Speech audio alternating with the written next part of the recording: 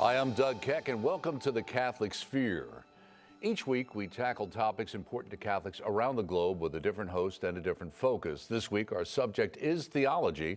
The topic, the Eucharistic Congress, what it was and why it mattered. And today, we're joined by Franciscan Missionaries of the Eternal Word and co-host of EWTN's popular Life on the Rock, Father Mark. He joins us from our studios here in Alabama. We also have the host of EWTN Call to Communion radio show, Dr. David Anders, also on television. He joins us from our radio studio. And finally, we're joined, as always, by EWTN's Vice President of Theology, Colin Donovan. He is in our theology studio. Thank you all for joining us here on the particular program. And as Colin knows, this was a tough one. We had a lot of guests who weren't able to make it, so we determined that this must really be a solid topic that we need to address because we had a lot of obstacles getting it done. But let's start off, Colin. We talk about this wonderful event, this Eucharistic Congress that happened during the summer. One of the things that someone my age would sometimes get confused is when people use the term Eucharist, because is that the Mass we're talking about? Is that Holy Communion, the Blessed Sacrament? Are we Eucharistic people in celebration? What exactly do we mean by Eucharist? Well, we mean predominantly the different ways in which Christ remains with his church. Having ascended into heaven, he said, "And lo, I will be with you until the end of the age." And I love the definitions which John Paul II gave. He said that the Eucharist is a sacrifice. This is how the church continues down through the ages in every place and time to manifest, to show sacramentally to the world what Christ did for us, his sacrifice on the cross. And of course, we generally associate that with the consecration. He said it's a communion, and that is we become united personally with Christ through the receiving Holy Communion and receiving the Eucharist. And so this personal communion, which binds us more and more to him, to the church, and to all the saints and angels, is what is effected through communion. And then he says it's a presence. This last expression he used in the Mount of the Ascension. He remains with the church. He remains not only with the church, but in the church. And so Catholics know that they can go into a church and there will be a tabernacle there, and the Eucharist will be reserved there, and they can pray as surely present there as he was on the shores of Galilee or the Mount of the Sermon on the Mount. And this is, I think, a very comforting locus for all of the church's life and activity, the source and summit of that, as a matter of fact, as the Second Vatican Council put it. Okay, let me move to Dr. Anders, who also talked about Lumen Gentium and some nuts he provide for the program. He talked about the Eucharistic sacrifice, not Holy Communion. You made that distinction. Is that a distinction you've seen from coming into the church, and was the real presence an attraction for you? Yeah, thank you very much. So, when I was researching these topics myself, it struck me that the way the Second Vatican Council uses the language of source and summit is a little bit different than the way sometimes lay Catholics speak about it. We very rightly venerate and adore the real presence of Christ in the Eucharist as central to Catholic devotional life and practice and sacramental practice. But the Council actually specifies the Eucharistic sacrifice. And when I was studying the Council of Trent, or much earlier council in the Church, the Catechism of the Council of Trent, the Roman Catechism, says the Eucharist is two things. It's a sacrifice and it's a sacrament, and the difference between the two is very great. And it really is the difference between giving and receiving. A sacrifice is something that you offer, and a sacrament is something that you receive. And in the Eucharistic sacrifice, the whole Church offers the immaculate victim, that is to say, Christ himself, to God the Father in reparation for the sins of the world, and ourselves along with him. So to really understand the full sense of which the Eucharist is source and summit, we can't disconnect it from that element of self-offering. Yes, we receive Christ sacramentally, but we also offer ourselves through him to God the Father. And it's that give and take of receiving and giving back, wherein we come to fulfill the promise of Christ, that if we want to be his disciples, we have to take up his cross and follow him, to offer ourselves as he offered himself for us. Okay. Now, Father Mark, you have the unique experience of actually having attended the Eucharistic Congress, which the mission was to form Catholics to live out their Eucharistic encounters with Jesus, send them as credible witnesses to the joy of the gospel.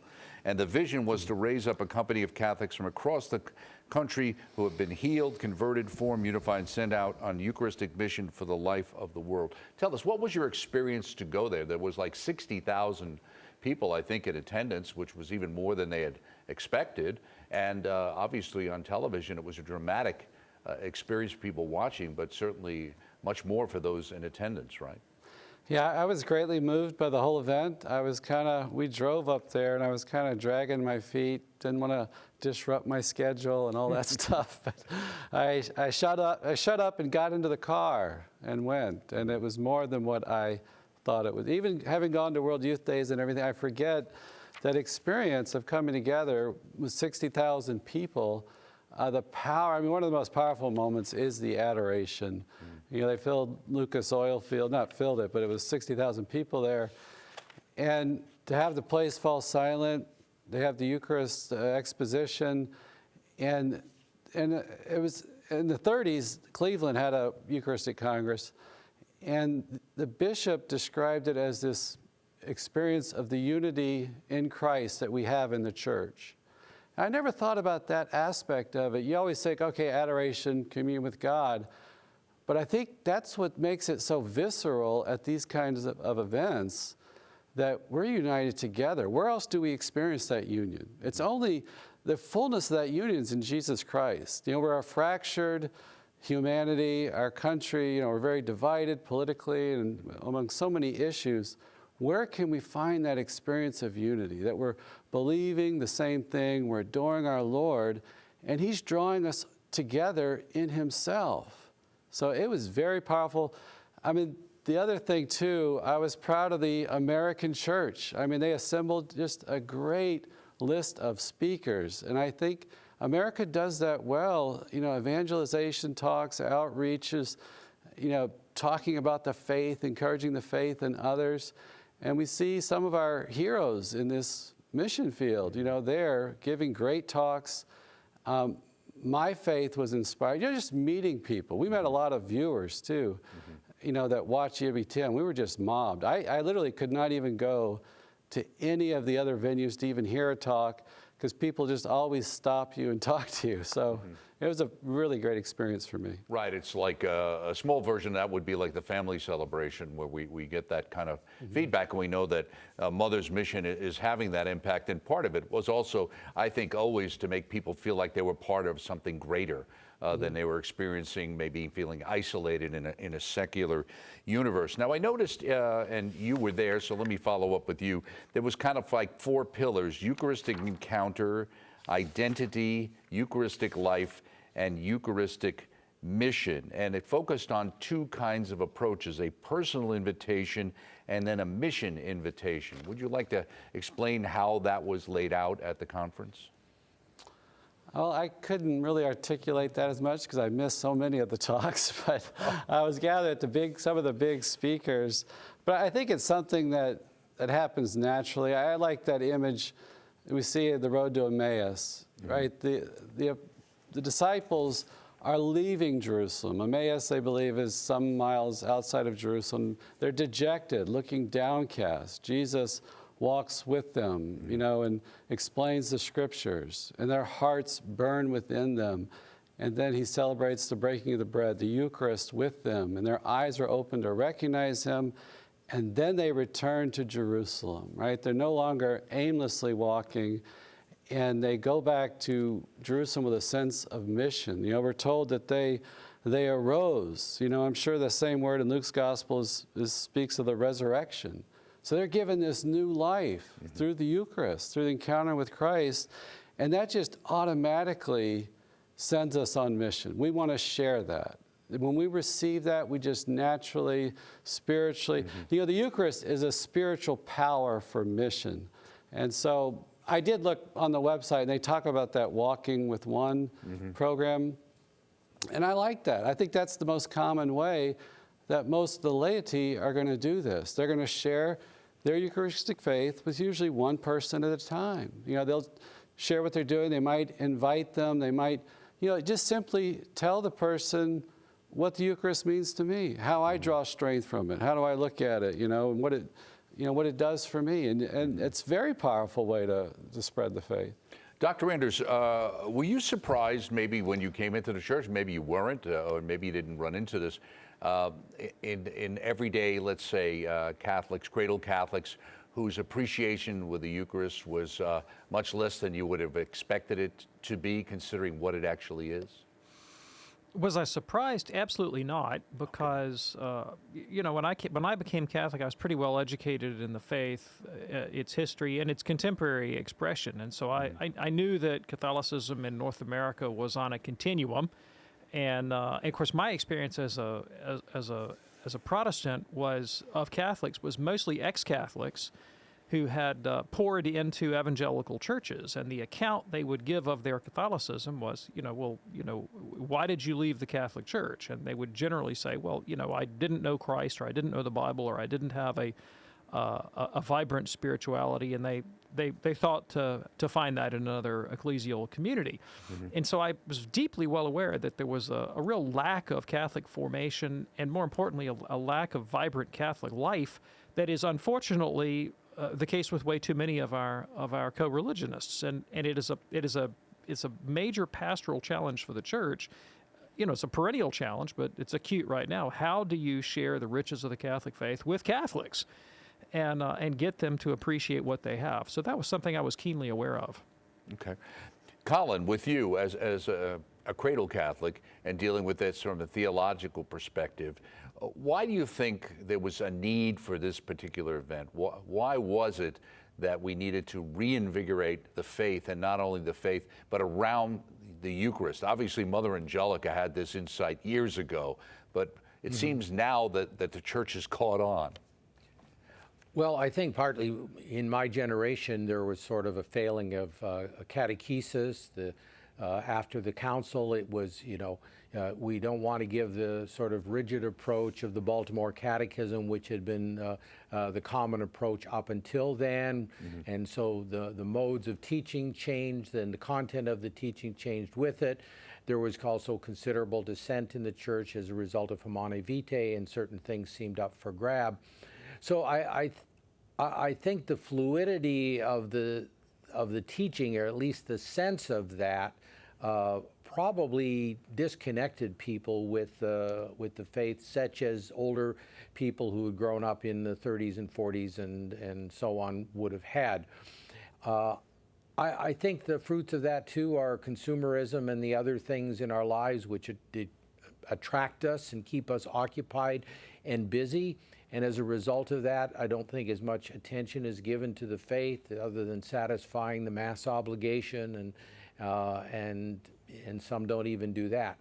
So I think a lot of things sociologically have come together to make it more difficult for the church to keep the importance of the Eucharist, and especially coming together on Sunday in the Eucharist for the Mass, for communion. And then mission, which we'll talk about later, I think, in the going out from the church with the revived, deeper faith. Mm-hmm.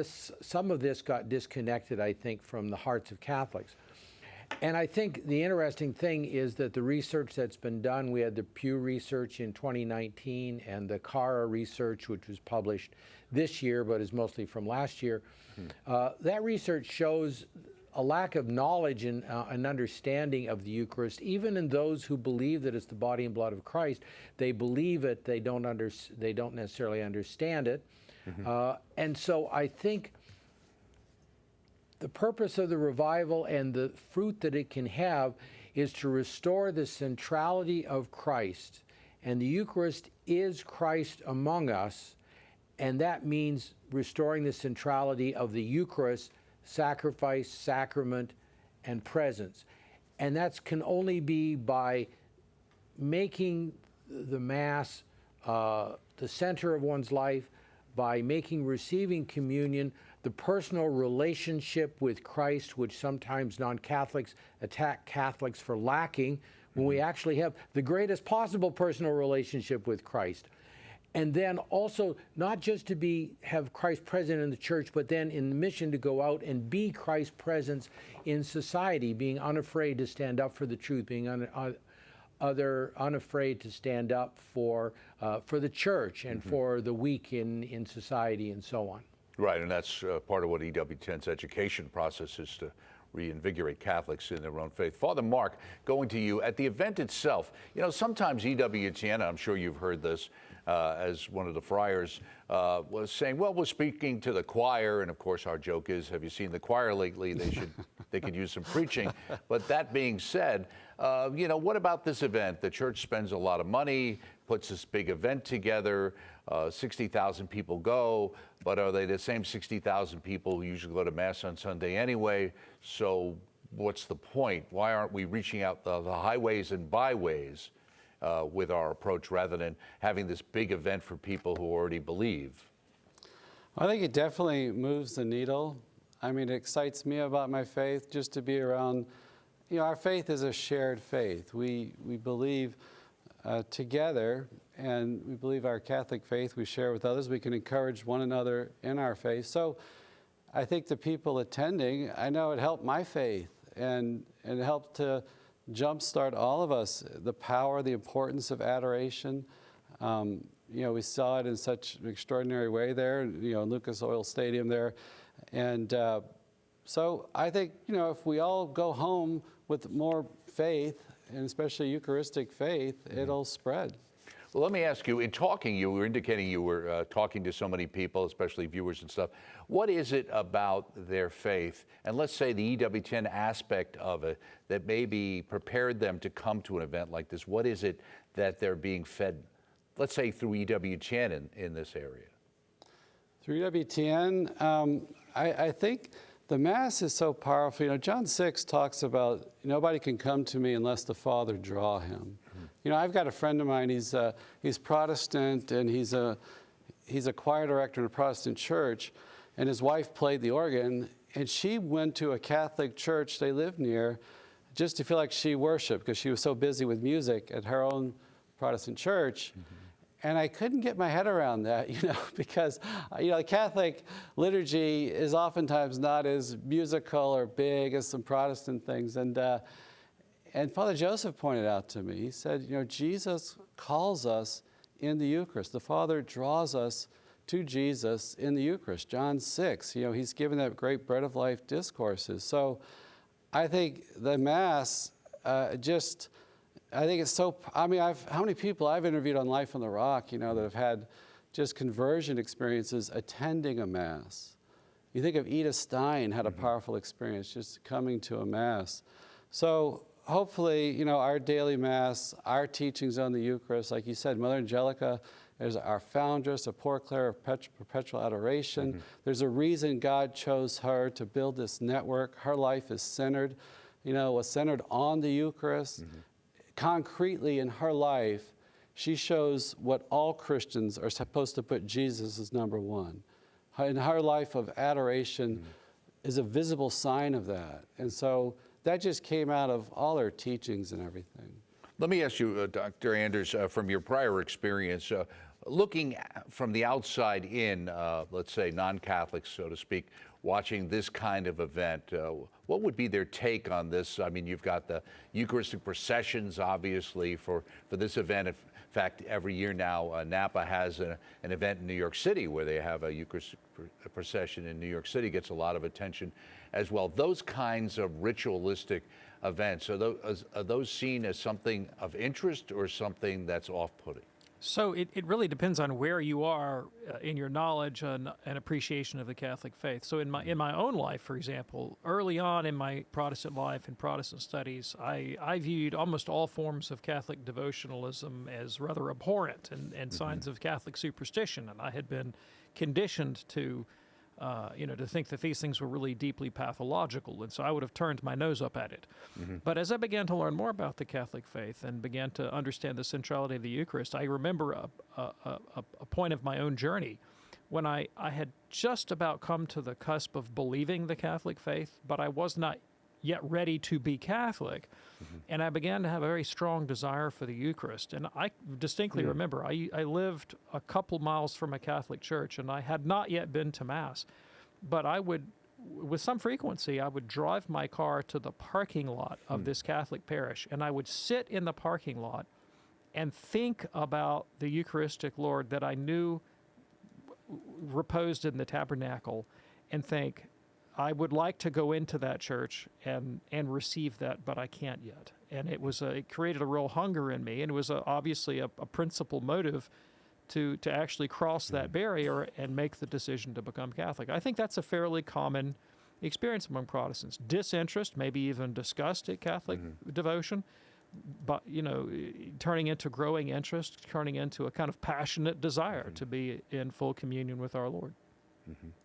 So, Colin, in talking about it from a Catholic perspective and the idea of the real presence, is part of the idea, and you alluded to it earlier, but even, let's say in Mass, is there enough of an emphasis put in people's minds as to what's really happening at the Mass?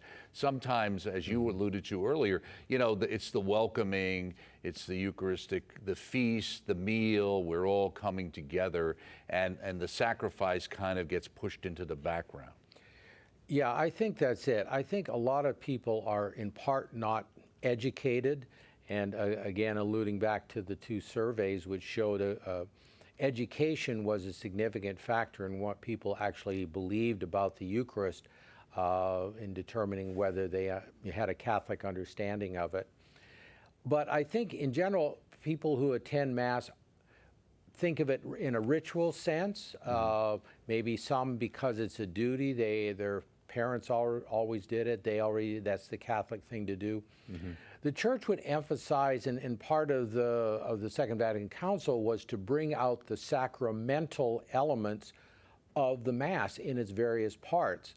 These are expressed in what the priest does. These are expressed in the language of the prayers, especially the major prayers like the collect or the opening prayer at the beginning of Mass, and the different prayers which the priest alone prays. So, and seeing in the actions and in the words the supernatural realities they express. And I think that's the thing that has to be restored. A lot of churches today, they're noisy up until the procession starts, and as soon as the recession is over, they get noisy again. There's no sense of the sacredness of the place, no sacredness of the time, that during this time, it is a time for silence when people would be praying, and you should be praying too. So I think there is a lot that pastors can do in this respect to emphasize the sacramentality of all the parts of the Mass, the expression of the faith that they represent, that the words in particular give us regarding what the faith teaches. And just doing that, a Catholic would become very well educated in their faith, and especially in the liturgy, in the course of a year. And you add to that the scriptures and the homilies and so on, and that's contributes greatly to that as well. Right. Now, Father Mark, your experience there, you referenced kind of World Youth Day. Some people thought in some ways, as beautiful as it was, some of the music and the sense was kind of like a World Youth Day versus maybe looking back at, you alluded to the one in Cleveland, what a Eucharistic Congress had appeared to be in people's minds prior to that. What was the age group of the people that you were dealing with and that you encountered for the most part there? Certainly, there was mature Christians there, older group, but there was a lot of young people too, and they did have some praise and worship music, which was beautiful. They had sacred music too. They had some very accomplished orchestra, a great vocalist and things. So I thought it had a wonderful blend of the sacred, the incense, chant even. So I thought it was a wonderful combination.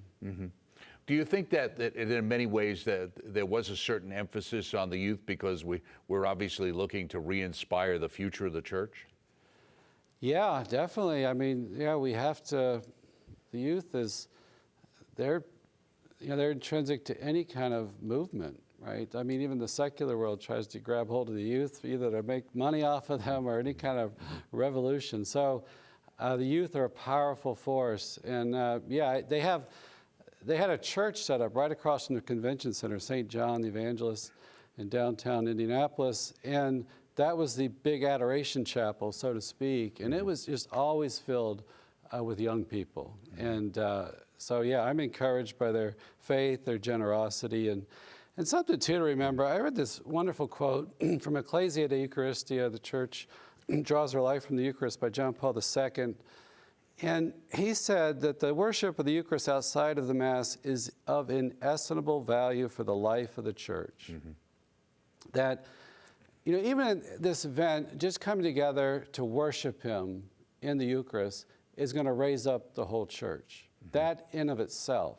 And then we have the mission aspect and trying to bring it to others and bring it to our youth and those who are outside the faith. But just the event itself, you know, praising and worshiping God is so powerful. Right. Dr. Anders, your experience, the phone calls and the people you deal with through your TV and radio show and in person, are you seeing an orthodoxy among young people, kind of renewed approach to the faith? So they're definitely, you know, at least the people call my show are typically those that are available at 2 p.m. Eastern to make phone calls. So that doesn't include a lot of school-age folks. Although occasionally I have to confess I've had whole Catholic school religion classes call the show, which is always delightful. But outside of the show, with my personal interactions, I think it's undeniable. It's undeniable that there is a resurgence among the young, particularly the young adult crowd. Not only in the Catholic faith, but in forms of Catholic traditionalism, or I should say traditional forms of Catholic devotion, like Eucharistic adoration. There's no doubt that that's a growing interest to many of the young. Okay. And Colin, wrapping things up in a last minute, if you want to add your 2 cents. Well, I think the idea of the centrality of Christ and putting Him front and center and doing that in many ways has been described by each of us today. I think that's what will do it, because whether it's going to adoration or being at the Mass or speaking to others about the faith, if people are to see Christ, you must possess Him and possess Him deeply and radiate that. And so I think both in terms of evangelization outside of the church and the revivifying the Eucharistic faith within the church, all of those things are necessary. Our prayer life, our adoration, and so on, these are the things which are the fuels of the apostolate, and so the church needs that fuel. And I always think in this respect of Venerable Fulton Sheen, who pressed, especially with priests, the idea that every day they do an hour of adoration. This was, in his mind, the fuel of their ministry and of their special relationship with Christ in the Eucharist. That is their particular charism.